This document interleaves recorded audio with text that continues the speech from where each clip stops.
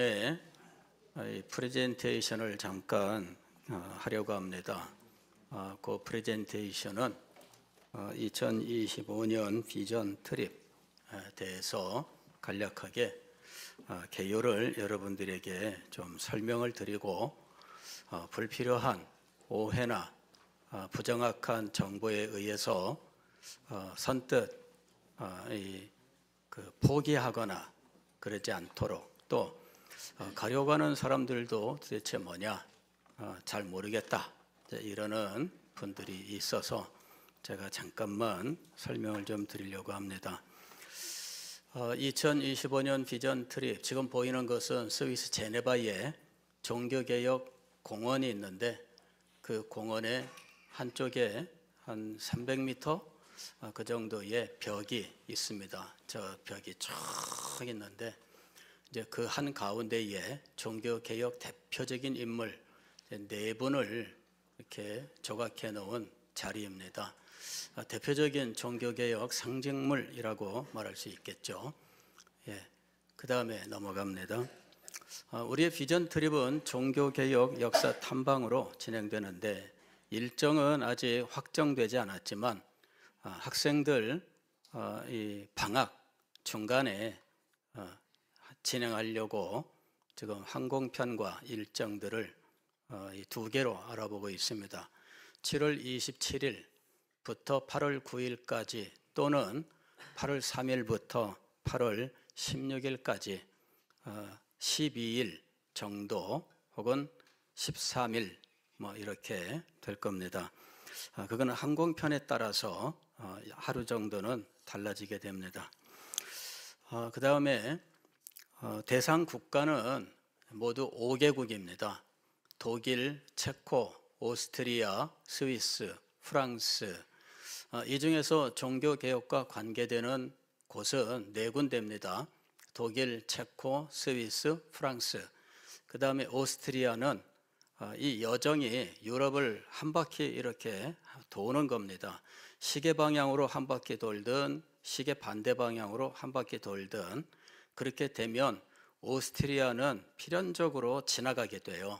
그래서 오스트리아는 유명한 관광지인데, 저기를 지나치면은 새벽에 도착해야 되는 길입니다. 그래서 저기서 1박하면서 관광하고 출발하는 이제 관광 경유지 이 정도가 되겠습니다. 그 다음에 관련 종교 개혁자는 독일에서는 마르틴 루터, 그 다음에 그의 동역자인 필립 멜랑톤, 체코에서는 얀 후스, 그 다음에 얀 후스 파의 항쟁, 스위스에서는 존 칼빈, 울리 즈빙글리, 칼빈은 제네바, 즈빙글리는 취리히 이렇게 있습니다. 그 다음에 프랑스 전부는 아니고 극히 일부지만 젊은 날 칼빈이 3년을 머물렀던 이 스트라스부르, 이제 거기를 가게 됩니다. 그래서 프랑스가 일부 포함이 됩니다. 그 다음에 탐방하는 도시는 상당히 많습니다. 지금 이 글씨가 잘 안 좀 작아서 잘 안 보이시는 분들도 계실 텐데, 독일에서는 이제 아이슬레벤, 에어프르트, 아이제나흐, 보름스, 비텐부르크 이런 도시가 이제 대표적인 루터 관련 도시입니다. 아이슬레벤에 가면은 루터의 출생한 집, 그 다음에 루터가 운명한 집, 소천한 집 현장을 볼 수가 있습니다. 그 다음에 에어프르트는 루터가 대학을 다닌 곳입니다. 그 다음에 아이제나흐는 거기에 바르트부르크라고 하는 성이 있는데, 높은 산은 아니지만 제법 이렇게 버스로 꼬불꼬불 올라가면 산꼭대기에 성이 있습니다. 이제 그 성이 루터가 브름스 국회에 출석했다가 은신한 곳입니다. 그곳에서 한 6개월여 은신하다가 그 은신하는 동안에 변장을 하고 이 수도사의 복장이 아니라 이 기사, 중세 기사의 복장, 그다음에 칼을 차고 이름도 바꾸고 숨어 있던 곳입니다. 그 성에서 독일어로 성경을 번역합니다. 이것이 루터 비벨인데, 이 루터 비벨은 오늘날까지도 루터 비벨 사용하고 있습니다. 굉장하죠. 이 독일어 성경이 오늘 현대 근대 독일어를 만들어낸 그런 영향력이 있는 그런 책이었습니다. 그 다음에 두 번째 도시는 두 번째 나라에 있는 도시는 체코입니다. 체코에서는 이제 세 도시가 관련이 있어요. 프라하는 이 얀 후스가 프라하 대학의 총장을 지냈습니다. 그래서 프라하. 그 다음에 얀 후스가 이 사망한 곳, 그러니까 불에 타 죽은 화형당한 곳이 콘스탄츠, 세 번째 있는 곳입니다. 도시는 굉장히 아름답습니다. 뭐 호반 도시인데 이 아름다움과 정반대되는 비극이 있던 곳이죠. 이곳에서 이 종교 회의가 열리고 얀 후스의 화형이 결정되어서 집행이 됩니다. 그 다음에 타보르, 중간에 타보르라고 하는 곳은 얀 후스 처형 후에 후스파라고 부르는 그 종교 개혁 그 사상을 가진 사람들입니다. 이제 이 사람들이 황제파에게 대항해서 항쟁을 했는데 항쟁 요새입니다. 저 타보르가. 그래서 이분들이 저기에다가 굴을 뚫고 지냈습니다. 그래서 나중에 오늘날도 다 발굴된 건 아닌데 그 굴이 그냥 뭐 탄광 이상으로 막 골목골목으로 막 만들어져 있어요. 그래서 이 위에는 집들이 있는데 그 집 밑에는 동굴이 있는 이제 이런, 그리고 그 동굴 안에는 생활이 가능한 이런 생활 공간들, 이런 것들이 있습니다. 그래서 그 체코의 이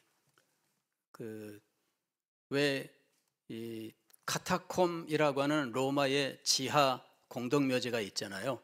저거는 카타콤이라고 하고 이런 별명을 가지고는 있습니다. 지하에 오늘날 이런 그 산에 있는 요새, 그 암석으로 되어 있는 곳에 이런 동굴이 있어요. 그래서 항쟁 요새 타보르입니다. 자, 그 다음에 세 번째 국가는 스위스에 있는 취리히, 제네바 여기입니다. 자, 슬라이드를 넘겨주세요. 예, 세 번째는 취리히, 츠빙글리 관련인데 이 취리히에서 제가 지난 여름에 이 오메가 매장에 들어가서 시계를 봤습니다. 5천만 원, 뭐 이런 것들, 예, 제가 보고 온 사람입니다. 그러나 더 유명한 거는 츠빙글리의 종교개혁지입니다. 그 다음에 두 번째 스위스 도시는 제네바. 뭐 여기는 현대에도 굉장히 유명한 세계 중심지로 되어 있는 곳입니다. 국제회의가 열리는 이런 곳이고요. 각종 유엔 그 기구들이 있는 곳입니다. 칼빈이 사역했던 이 베드로 대성당, 베드로 교회, 오늘날 그대로 있습니다. 그 다음에 종교개혁 박물관, 이게 그 교회 바로 옆에 붙어 있는데 칼빈의 무덤이 있는 곳입니다. 거기 공동묘지가 있고 공동묘지 외진 곳에 칼빈의 무덤이 오늘날 있습니다. 그냥 소박합니다. 그냥 요만한 돌판에다가 그냥 JC 이렇게 두 글자만 딱 새겨져 있습니다.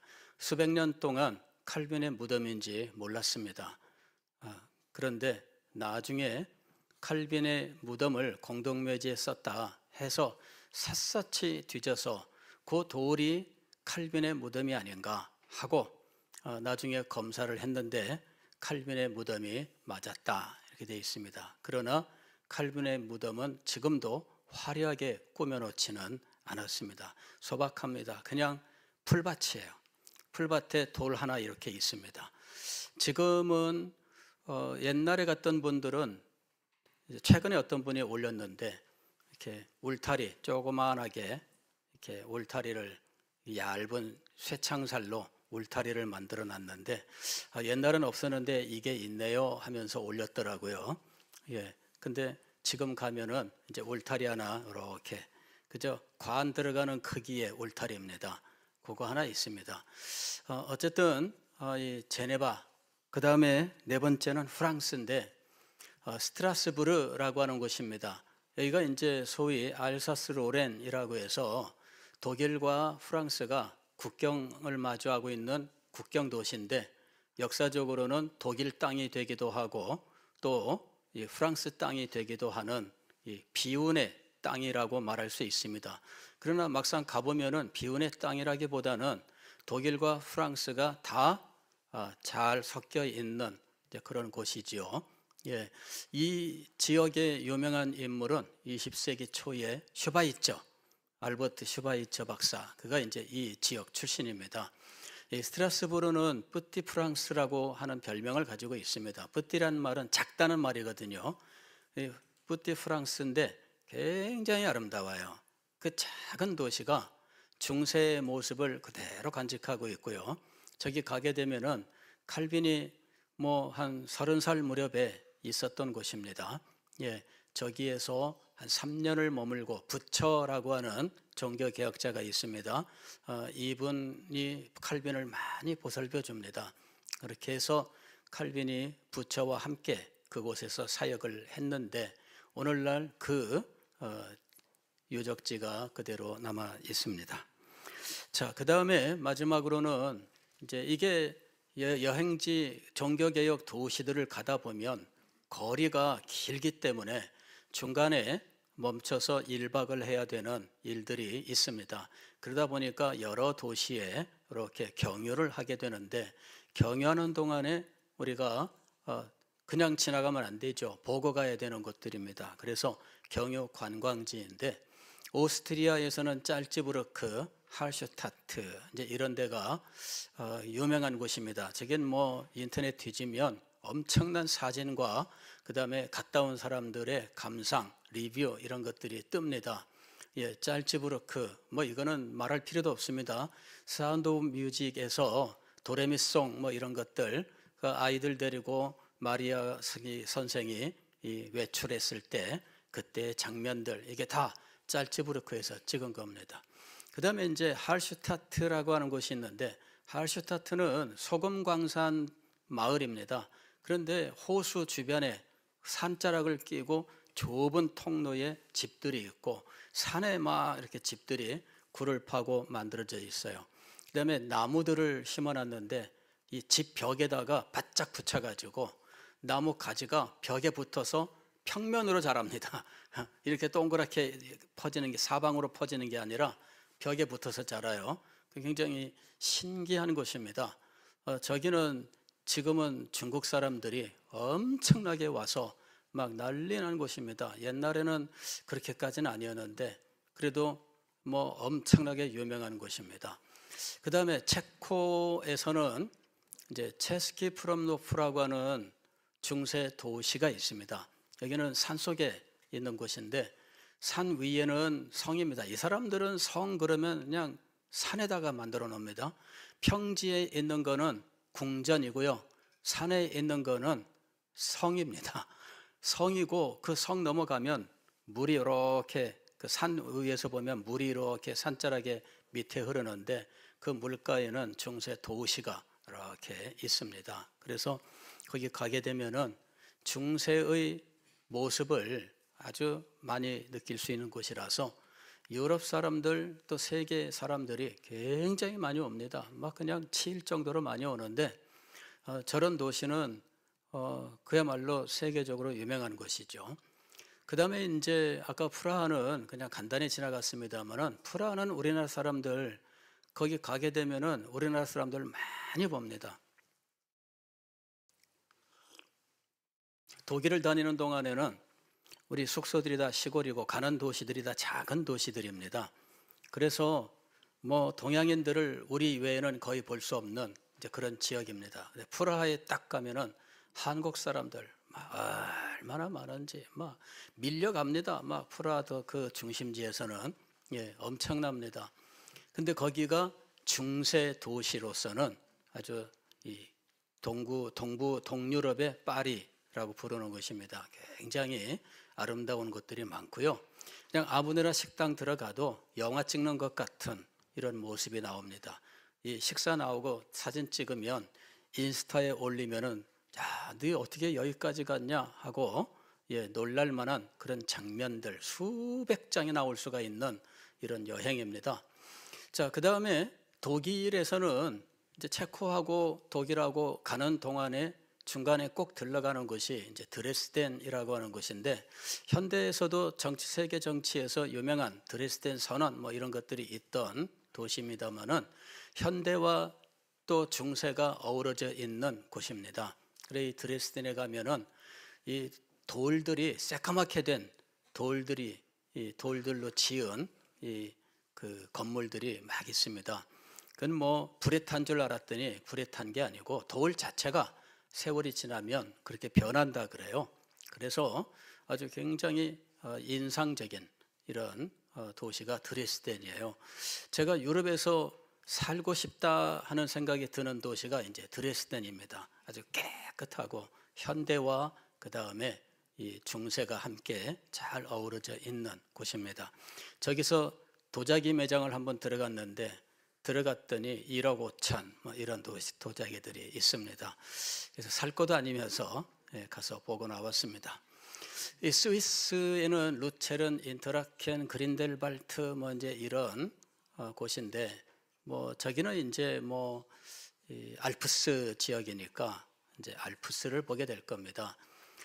뭐 융프라우라든지 이런 그 봉우리는 뭐 아주 유명한 봉우리인데 올라가려면 40만 원 이상의 그 돈을 내야 돼요. 기차 타고 올라가는데 그렇게까지 우리가 지출하기는 어려울 거다 보고 우리 학생들이 나중에 돈 벌어서 융프라우 가시길 바라고요. 우리는 좀 그래도 아주 2,500m 이상 되는 이제 이런 곳을 갔다 올 겁니다. 그린델발트 지난번에 갔다 오면서 제가 우리 비전 트립 우리 아이들 데리고 와서 찬양하고 하겠노라 했던 곳인데 이번에 한번 넣어서 한번 가보려고 합니다. 어쨌든 이런 정도입니다. 마지막 장은 비전 트립에서 만납시다 뭐 이러는 것입니다. 지난번에 이제 고상민 목사님이 오셔서 이 비전 트립에 대해서 조금 말씀하셨는데 이제 그때 그 말씀을 듣고 오해를 한 분들이 있어요. 자녀를 미국에 보냈었다. 이제 고생 많이 했는데 그 고생이 헛된 고생이 아니었고 아이들이 참 잘 자랐다. 이제 이런 얘기를 한 건데 여러분들을 데리고 고생시키러 가는 것으로 오해를 한 분들이 있습니다. 그때 그거는 수십 년 전에 이 어느 선교 단체에서 이제 거지 여행이라고 하는 그 컨셉으로 진행했던 일입니다. 그 당시에는 거지 여행 같은 것들이 많이 있었어요. 우리나라 대학생들도 CCC 같은 데에서 농촌에 아무것도 안 가지고 그냥 옷만 가지고 무잔 여행하는 이 거지 여행 많이 했습니다. 그래서 70년대에는 이 대학생들 이 농활도 많이 다녔는데 CCC 선교단체에서는 거지전도 많이 다녔습니다. 그리고 그분의 자녀들이 미국으로 거지 여행을 간 겁니다. 그런데 유럽은 거지 여행할 수 없습니다. 동유럽 같으면 혹시 산악지대는 가능할 수 있을지 몰라도 가능한 곳이 아니에요. 전혀 거기는 그런 계획을 세우지 않습니다. 저부터 싫어요. 그래서 전혀 그렇지 않습니다. 가는 식당마다 여러분이 사진 찍어 인스타에 올리면 이 아싸가 아니라 인싸가 되는 그러한 곳으로 다 다닙니다. 그러니까 거기 가서 찍은 사진 한 장만 올려도 여러분들은 친구들 사이에서 인싸가 될 수 있는 그와 같은 곳입니다. 그런 걸 가는 거예요. 그러니까는 전혀 그런 부정적인 이미지를 가지지 말기를 바랍니다. 어떤 분들은 다니는 동안에 건강 문제 염려하시는 분들도 있습니다. 제가 얼추 계산해 보니까 하루에 한 12,000보 요 정도 한 10,000보, 12,000보 사이를 걷습니다. 그래서 그 정도면은 평소에 우리 여기서도 그 정도 늘 걷는 분들이 참 많습니다. 그래서 여기서보다 더 힘들게 다니는 곳 없고요. 그 다음에 우리가 가는 곳은 등산이 아닙니다. 목적이 등산이 아니라서 산 타고 이러는 거 없습니다. 알프스 산을 가는데 알프스도 우리가 산 타고 다니는 게 아니라 기차가 다 갑니다. 산악 열차가 있어요. 이래가지고 열차 타고 있으면 한 10분, 15분이면 올라가요. 전망대에 가서 전망하고 둘러보고 사진 찍고 이러는 일입니다. 그래서 그렇게 힘들지 않았다. 저도 가기 전에는 굉장히 어렵다 생각했는데 막상 가보니까 그렇지는 않았더라 하는 겁니다. 여기 있을 때보다는 여행이니까 조금 힘든 건 맞습니다. 그러나 그렇게 막 고통스럽도록 힘들게 하는 여정은 전혀 없습니다. 그래서 부정적으로 생각하시던 분들은 좀 더 긍정적으로 마음을 정하시고 현재 한 20명 정도 이 인원을 예상하고 있습니다. 좀 더 많이 가면 좋겠지만 지금 견적을 의뢰를 몇 군데 해놨습니다. 그래서 22명으로 견적을 의뢰했어요. 25명까지는 그 값 그대로 된다고 합니다. 그래서 우리가 모집이 되는 숫자대로 그냥 22명 밑으로 떨어지면 가격이 좀 올라갑니다. 이제 이러는 정도인데 아마 이 숙소 때문에 조금 올라가는 정도지 비행기 싹은 전혀 영향이 없다는 것입니다. 자, 이런 정도의 일정과 또 내용을 가지고 있습니다. 그러면 경비는 얼마냐? 아직 견적이 안 나와서 최종적으로 얼마다라고 말씀드릴 수 없는데 대충 500만 원 정도에서 아마 조금 더 개인 경비, 공동 경비 하면은 조금 더 늘어날 수 있겠습니다만은 작년에 제가 갈 때에 450만 원 정도였습니다. 굉장히 싸다 이러는 것이었는데 실제로는 이런저런 경비를 다 포함하니까 제법 나왔습니다. 그러나 공동 경비 외에는 거의 쓸 일이 없습니다. 개인적으로 기념품 선물 사는 거 외에는 거기 가서 쓸 일이 없습니다. 그래서 이 여행 경비는 어차피 그것이기 때문에 한 500 정도를 기준으로 해서 이야기를 드리고 조금 플러스 되거나 그럴 정도다 이렇게 보입니다. 견적은 나와야 알 수 있습니다만은 그런 정도로 예상을 하고 있습니다. 다만 항공권 가격이 올라가면 여행비도 올라가니까 그거는 그 상황 봐서 말할 수밖에 없습니다. 참고로 말씀드리면 8월 달이 피크입니다. 그래서 지금 2월 달에 가는 거하고 비행기 싹시 최소 50만 원에서 100만 원 이 차이가 납니다. 항공사에 따라서.